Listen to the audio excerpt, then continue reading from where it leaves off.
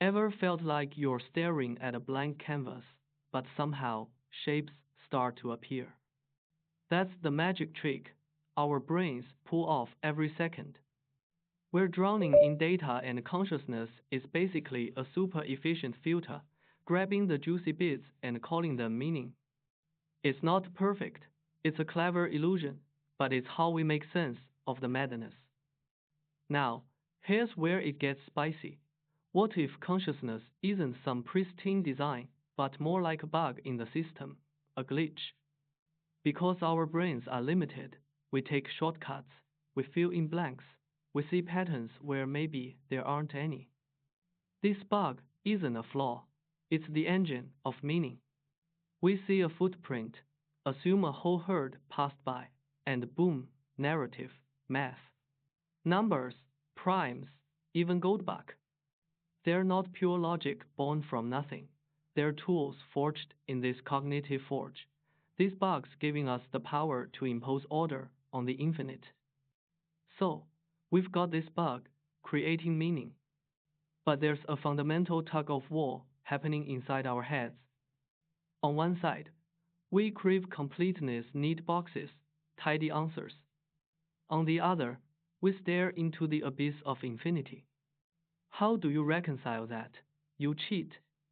You chop up infinity into bite-sized pieces, integers. 1, 2, 3.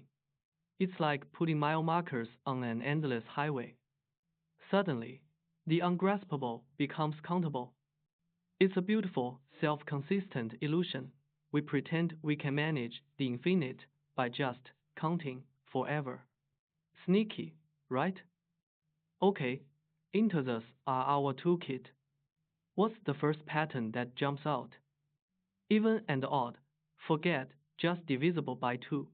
Think symmetry. An even number is fundamentally k plus k. It's balanced. It splits perfectly down the middle.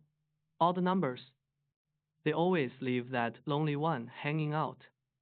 It's like the universe has a basic rhythm: balanced state, unbalanced state, balanced state. This simple division isn't just about parity, it's about managing tension, finding a stable beat in the numerical landscape.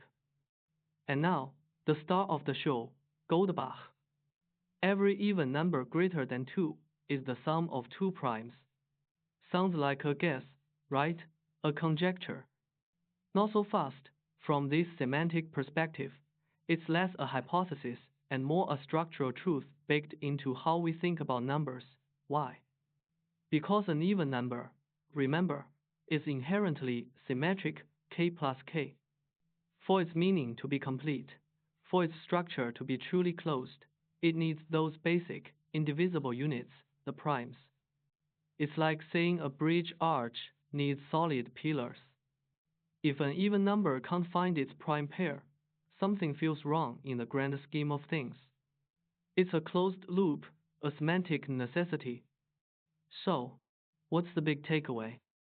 Goldbach isn't just number theory. It's a window into how language and thought work. It's about self-compression. Using two simple primes to represent potentially infinitely large even numbers, that's incredible efficiency. Our minds, constrained by our bugs, constantly seek these elegant shortcuts, these ways to capture vastness in simple symbols. Maybe proving Goldbach requires not just math, but expanding our very semantic toolkit. Food for thought.